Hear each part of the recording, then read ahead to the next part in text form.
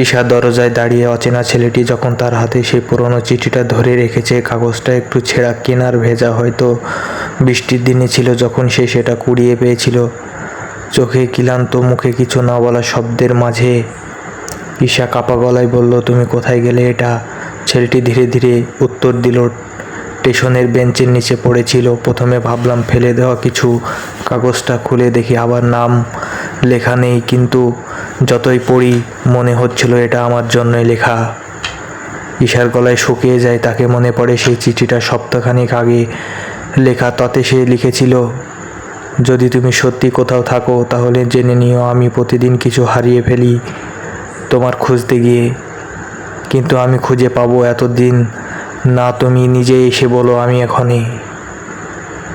ঈশার বুক ধড়ফড় করতে থাকে। ছেলেটি আবার বলে, চিঠির পড়ার পর আমি কিছুদিন ঘুরে বেরিয়েছি, ভেবেছি এটা কি, কেন খেলা না কোনো আত্মা আবার সঙ্গে কথা বলছে। তারপর ঠিক করলাম আমি খুঁজে বের করব এই লেখককে।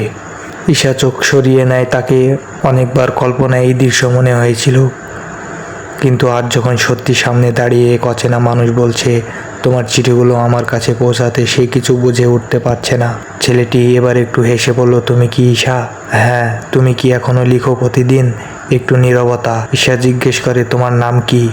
ছেলেটি এক মুহূর্ত চুপ করে থাকে, তারপর বলে, নামটা থাক না অচেনা, কারণ তুমি তোমাকে খুঁজছিলে ঠিকানা ছাড়া।